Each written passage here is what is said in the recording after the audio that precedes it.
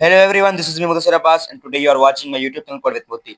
जैसा कि previous video हमने डिस्कस किया था इंट्रोडक्शन ऑफ सी में हमने मशीन लैंग्वेज को पढ़ा था, असेंबली लैंग्वेज को पढ़ा था और हाई लेवल लैंग्वेज को पढ़ा था। तो मैंने उन सब के बारे में डिस्कस किया था कि हाई लेवल लैंग्वेज क्या होती है, मशीन लैंग्वेज क्या होती है, असेंबली लैंग्वेज क्या होती है। फिर हाई लेवल लैंग्वेज में हमने सी का सिंटेक्स और स्ट्रक्चर पढ़ा था कि सी किस तरह काम करती है और उसके बाद हमने सी की थोड़ी हिस्ट्री पढ़ी थी और यूजेज ऑफ सी पढ़ा था। तो जैसा कि आज हम वेरिएबल्स पढ़ने वाले हैं, सी में वेरिएबल्स क्या होते हैं। वेरिएबल्स बेसिकली होते हैं name given to memory location.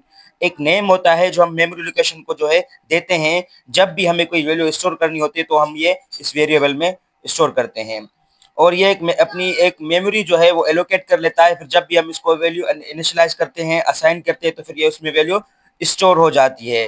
तो ये जब भी हम कोई डिक्लेयर करते हैं वेरिएबल तो वो एक बॉक्स बना लेता है मेमोरी लोकेशन में, एक मेमोरी एलोकेट कर लेता है। फिर जब हम उसको वैल्यू इनिशियलाइज करते हैं, वैल्यू हम उसमें स्टोर करते हैं, तो फिर वो उस बॉक्स में वैल्यू स्टोर हो जाती है। और जब भी हमें उसकी जरूरत पड़ती है तो जस्ट हम उसका नेम लिखते हैं प्रिंट आउट में या प्रिंट एफ में, तो फिर हमें वो वैल्यू जो है आउटपुट होके मिल जाती है। सेकंड पॉइंट जो है, every variable has a name, a type, a size, a value and an address. इसका मतलब यह है कि हर वेरिएबल को कोई ना कोई नेम असाइंड होता है, जिस नेम के जरिए जो है हम उसको कॉल करते हैं।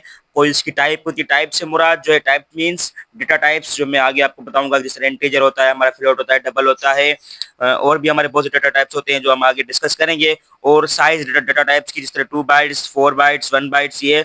और वैल्यू मतलब कोई भी वैल्यू उसको असाइन होगी जब पहले हम उसको डिक्लेयर करेंगे, उसके बाद हम उसको वैल्यू इनिशियलाइज करेंगे। एंड एन एड्रेस, और फिर उसकी जो है वेरिएबल कोई ना कोई एड्रेस होगी जहाँ पे मेमोरी में वो एलोकेट होगा, जहाँ पे मेमोरी में वो सेव होगा। जब भी हमें इसकी जरूरत पड़ेगी हम इसको कॉल करेंगे तो ये वहां से प्रिंट हो जाएगा। अब बात आती है कि डिक्लेयर किस तरह करते हैं एक वेरिएबल को सी प्रोग्रामिंग के कोड में। तो सबसे पहले डिक्लेरेशन के लिए हमें डेटा टाइप की जरूरत होती है। डेटा टाइप से मुराद हमारा जो है इंटीजर हो गया, फ्लोट हो गया। इंटीजर में हमारी इंटीजर वैल्यू होती है, फ्लोट में हमारी डेसिमल वैल्यू होती है। तो फिर ये हमें चेक करना पड़ेगा कि हम कौन सी वैल्यू इसको दे रहे हैं। तो ये डिपेंड करता है वैल्यू पे। मैं यहाँ पे मिसाल के तौर पे इंटीजर ले रहा हूँ, इंटीजर डेटा टाइप ले रहा हूँ और वेरिएबल का नाम मैं एज रख रहा हूँ। तो यहाँ पर ये इंट एज, तो बस ये हमारा डिक्लेयर हो गया। ये वेरिएबल जो है मेमोरी एलोकेट कर लेता है, एक बॉक्स बना लेता है एज नाम के साथ, जिसका डेटा टाइप जो है इंट है, इसमें इंटीजर वैल्यू स्टोर होगी। और नीचे आता है initialized and declared by type variables name is equal to value. तो यहाँ पर इनिशियलाइजेशन प्लस डिक्लेरेशन दोनों साथ हो रही है। हम डिक्लेयर भी कर रहे हैं, एक बॉक्स बना भी रहे हैं और उस बॉक्स में वैल्यू भी असाइन कर रहे हैं। तो ये हमारे initialised and declared by type होती है। तो यहाँ पे हम सबसे पहले क्या करते हैं कि इंटीजर हमारा डेटा टाइप हो गया, उसके बाद फिर वेरिएबल का नेम जिस तरह मैंने रखा था एज, फिर इज इक्वल टू वैल्यू, हम इसको वैल्यू दे देते हैं ताकि ये वैल्यू इसको असाइन भी हो जाती है। ये हमारा इनिशियलाइज्ड एंड डिक्लेयर्ड हो जाता है।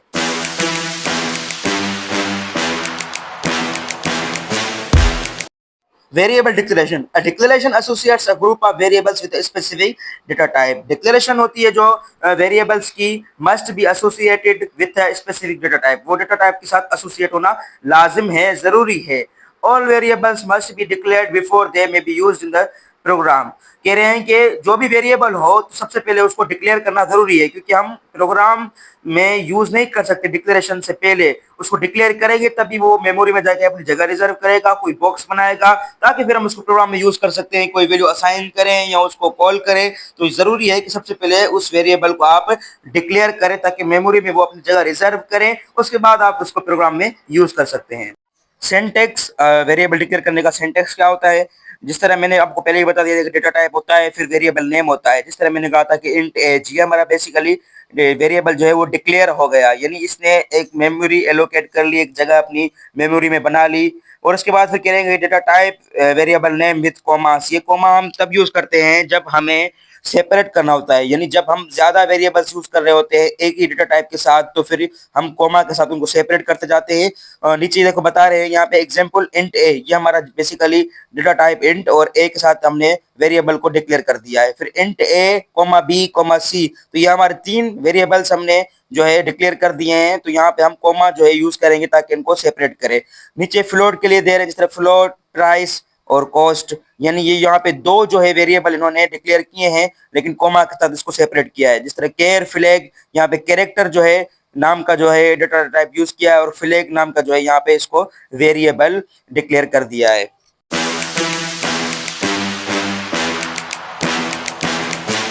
डेटा टाइप्स हम बेसिकली यूज करते हैं सी प्रोग्रामिंग लैंग्वेज में दो किस्म के, एक primary data types and secondary data types. Primary data types जो है हमारे वो बेसिक डेटा टाइप्स भी हम उनको कहते हैं, जिस तरह हमारा integer, float, character, double, void. तो अब बात आती है कि डेटा टाइप्स होते क्या है। डेटा टाइप्स हमारी बेसिकली जो है आइडेंटिफाई करते हैं कि हम किस टाइप की वैल्यू जो है किसी भी वेरिएबल में स्टोर करना चाहते हैं। सो फॉर एग्जांपल हमें इंटीजर वैल्यू स्टोर करनी होती है तो फिर हम यूज करते हैं इंटीजर डेटा टाइप।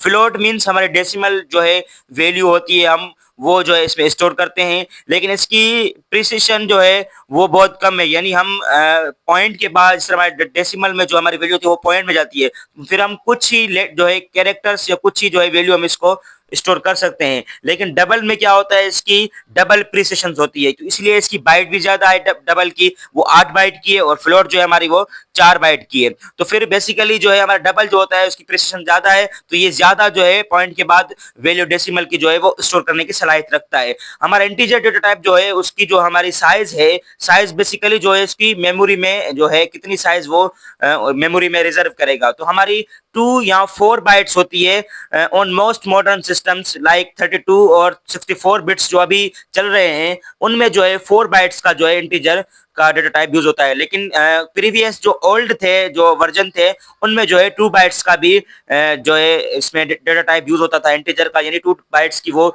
जगह रिजर्व करता था। लेकिन फ्लोट जो है, float typically 4 bytes used for single precision.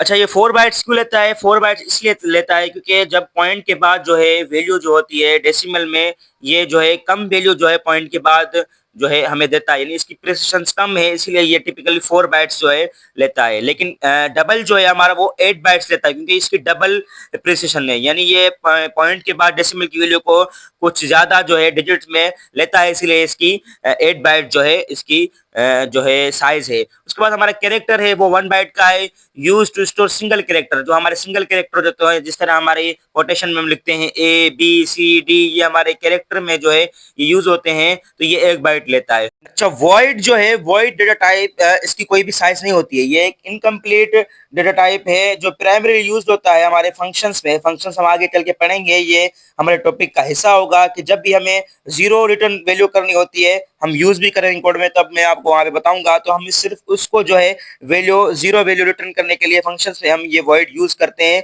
तो इसकी कोई भी साइज नहीं होती है।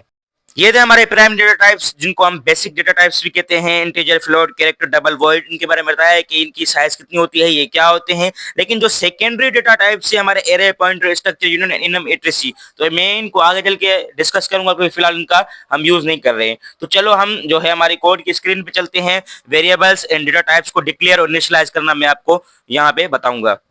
जैसा कि हमने वेरिएबल को डिस्कस कर लिया था और डेटा टाइप्स को भी डिस्कस कर लिया था कि वेरिएबल्स और डेटा टाइप्स क्या होते हैं, तो हम उनके कोड को इम्प्लीमेंट करते हैं और आपको कोड स्क्रीन में बताऊंगा कि वेरिएबल्स को किस तरह डिक्लेयर करते हैं, फिर किस तरह उनको इनिशियलाइज करते हैं, और वेरिएबल्स को डिक्लेयर करने के क्या क्या रूल होते हैं। और तो सबसे पहले हम यहाँ पे प्रोग्राम लिखेंगे अपना।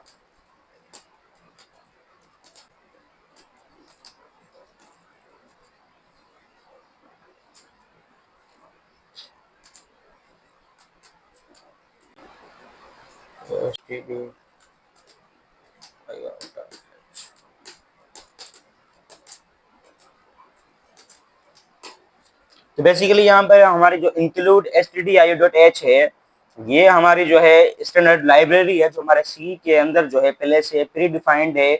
जो भी हम यहाँ पे यूज करेंगे हमारे डेटा टाइप्स और जो भी चीजें हम यहाँ पे यूज करेंगे, तो हमें उसको बार बार डिफाइन करने की जरूरत नहीं है, ये प्री डिफाइंड स्टैंडर्ड लाइब्रेरी में है। तो लिहाजा आपको सबसे पहले अपना सी का प्रोग्राम लिखते वक्त इंक्लूड stdio.h की आपको लाइब्रेरी लगानी। और इंट मेन जो हमारा ये मेन फंक्शन है, यानी ये हमारा मेन फंक्शन है, इसके बगैर आपका प्रोग्राम जो है एग्जीक्यूट नहीं हो पाएगा, तो आपको भी ये लाजमन देना है। फिर उसके बाद हमारी बॉडी जो है स्टार्ट हो जाती है ब्रैकेट से। उसके बाद अगर यहाँ पे हम लिखें इंट एज, तो बेसिकली ये हमारा वेरिएबल डिक्लेयर हो गया कि इंटीजर जो है यहाँ पे डेटा टाइप है और एज नाम का हमने वेरिएबल यहाँ पे डिक्लेयर कर दिया है। तो ये यहाँ पे क्या करेगा कि ये यहाँ पे मेमोरी पे जाके एज नाम का एक वेरिएबल बनाएगा और उसके जो है मेमोरी रिजर्व कर लेगा। तो जैसे ही हम यहाँ पे इसको इनिशियलाइज करेंगे एज इज इक्वल टू 10, तो यहाँ पे इसको 10 वैल्यू ये असाइन हो गई। अब यहाँ पे जो बॉक्स हमारा बना था मेमोरी के अंदर, उस बॉक्स के अंदर हमारी 10 जो वैल्यू है वो यहाँ पे असाइन हो गई। अब हम इसे कॉल करना है या प्रिंट करना है, तो यहाँ पर हम प्रिंट एफ लिखेंगे। प्रिंट एफ जो हमारा होता है वो सी प्रोग्रामिंग लैंग्वेज में हमें किसी चीज को आउटपुट करने के लिए हमारा ये होता है। तो यहाँ पर हम लिखेंगे परसेंटेज डी। परसेंटेज डी हमारी क्या है, ये परसेंटेज डी जो हमारा है ये स्पेसिफायर है। जब भी हमें प्रिंट करना होगा, ये हर डेटा टाइप का अलग अलग से स्पेसिफायर होता है। जिस तरह इंटीजर का अलग से स्पेसिफायर है, फ्लोट का अलग से स्पेसिफायर है, और डबल का अलग से है, और वॉइड का, इन सब का अलग अलग से स्पेसिफायर होता है। तो यहाँ पर हम लिखेंगे एज। जस्ट हमने इसका नाम लिखा क्योंकि एज वेरिएबल के अंदर जो हमारी वैल्यू स्टोर हो गई थी 10, वो मेमोरी के अंदर स्टोर हो गई थी। जैसे हम इसको एज वेरिएबल लिखेंगे तो ये वहां से हमारी 10 वैल्यू जो है आउटपुट होके हमें कॉल आ जाएगी। तो बाद में हमें आखिर में रिटर्न 0 लगाना है कि यानी हम इसमें कुछ रिटर्न नहीं कर रहे हैं। ये हमारा बेसिकली वॉइड फंक्शन होता है जो हम यहाँ पे यूज करते हैं। इसको कंपाइल करते हैं, रन करते हैं, सेव करते हैं। आप देख सकते हैं यहाँ पर जो हमारी 10 वैल्यू है वो यहाँ पे प्रिंट होके आ चुकी है, तो जो हमने एज वेरिएबल के अंदर वैल्यू स्टोर की थी। तो बेसिकली ये हमारी थी, ये हमारी यहाँ पर मैं लिख लेता हूँ, ये दो जो है बैक स्लैश जो हमारे हैं ये हम कमेंट देने के लिए यूज करते हैं। यानी हमें कोई भी कमेंट देनी होती है। कमेंट का मतलब ये है कि ये जो है एग्जीक्यूटेबल नहीं होगी, जो है प्रोग्राम इसको इग्नोर करेगा, इसको रन नहीं करेगा, लेकिन ये हमारे अंडरस्टैंडिंग के लिए होती है। जो प्रोग्रामर खुद होता है वो अपने अंडरस्टैंडिंग के लिए ये लिखता है कि मैंने बेसिकली इस प्रोग्राम में क्या क्या किया है, ये इसको एक्सप्लेन करने के लिए और डिफाइन करने के लिए हम यूज करते हैं। यहाँ पर मैं लिख रहा हूँ कि मैंने डिक्लेयर किया है वेरिएबल, डिक्लेरेशन ऑफ वेरिएबल, और यहाँ पे नीचे मैंने इसको इनिशियलाइज करना है। इनिशियलाइज का मतलब मैंने आपको बता दिया था कि हम कोई वैल्यू असाइन करें उस वेरिएबल जिसको हमने डिक्लेयर किया है। इनिशियलाइजेशन ऑफ वेरिएबल होते हैं सी प्रोग्रामिंग लैंग्वेज में। मैंने आपको पहले ही बता दिया था कि डेटा टाइप्स जो हमारे होते हैं वो बेसिकली हमारे जो है, जो भी हम वेरिएबल्स के अंदर वैल्यू स्टोर करते हैं उसके लिए होते हैं। जिस तरह हमारे प्राइमरी डेटा टाइप्स होते हैं, जिस तरह हमारा बेसिक में इंट हो गया, इंटीजर वैल्यू जिसमें हम स्टोर करते हैं, हमारा फ्लोट हो गया जिसमें हम डेसिमल वैल्यू स्टोर करते हैं, लेकिन उसकी जो है प्रीसेंस उसकी कम है, लेकिन मतलब उसका कि डिजिट के बाद जो हमारे पॉइंट के बाद जो डिजिट आते हैं वो हमारे कम डिजिट उसमें यूज होंगे, लेकिन डबल में उससे ज्यादा होते हैं, इसीलिए वो मेमोरी रिजर्व ज्यादा करता है। और उसके अलावा जो हमारा वॉइड है वो हमारा कुछ भी जो है उसकी साइज वाइज नहीं है, वो हमें जस्ट 0 रिटर्न करता है। तो यहाँ पर हम देखें कि इंटीजर क्या होता है। इंटीजर बेसिकली हमारा डेटा टाइप है जो इंटीजर हमारी वैल्यू को जो है स्टोर करने के लिए काम आता है। जैसे कि यहाँ पे मैं लिखूं int a is equal to 10, हमारी यहाँ पर ये इंटीजर जो है 10 वैल्यू जो है वो a वेरिएबल को असाइन हो गई। अभी यहाँ पे हमें प्रिंट करना है इसको, तो प्रिंट एफ परसेंटेज डी यानी हमारा स्पेसिफायर इंटीजर डेटा को जो प्रिंट करने के लिए यूज करते हैं हम यहाँ पे। बेसिकली हम यहाँ पे बस इसका वेरिएबल का नेम लिखेंगे और उसके बाद इसको हम एग्जीक्यूट करेंगे, कंपाइल एंड रन करेंगे, तो हमारी जो है 10 वैल्यू वो आपके सामने आउटपुट में आ जाएगी। तो ये हमारी 10 इंटीजर वैल्यू है जो हमें ए वेरिएबल में हमने स्टोर करवाई, उसके बाद फिर हम उसको आउटपुट लेके यानी प्रिंट करवा दिया है। यहाँ पर हम देखेंगे अगर यहाँ पे हम 10.15 यानी हमारे 12 डेसिमल वैल्यू लिख दें तो ये क्या हमें डेसिमल वैल्यू आउटपुट में देगा या नहीं देगा। इसको कंपाइल एंड रन करके देखते हैं।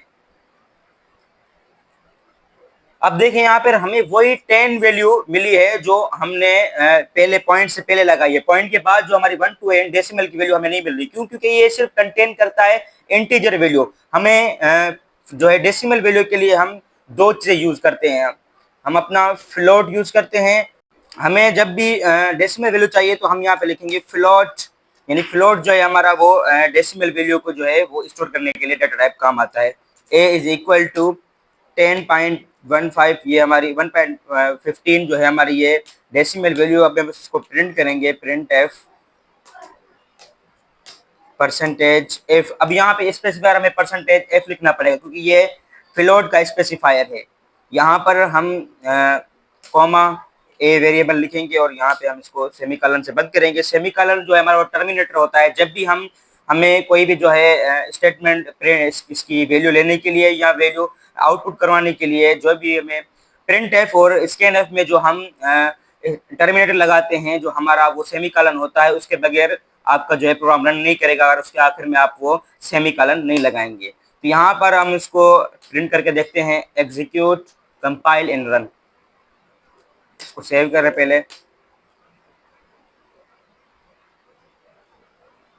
ये देखिए आप, यहाँ पर हमारी जो है वैल्यू इसने डेसिमल में हमें प्रिंट करके दी है, 1.1500 इसने आगे लगा दिया है।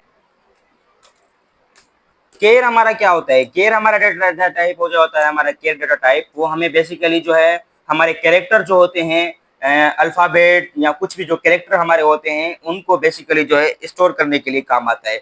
यहाँ पर character a is equal to, यहाँ पर इसके लिए हम कोटेशन यूज करते हैं, सिंगल कोटेशन यूज करते हैं। उसके अंदर में यहाँ पे ए लिखूं और इसको यहाँ पर सी लिखना पड़ेगा और इसको मैं एग्जीक्यूट करूं, यहाँ पर कंपाइल एंड रन। आप देख सकते हैं यहाँ पर हमारा जो है ए कैरेक्टर जो है, ए लेटर हमारा प्रिंट होकर आ गया है।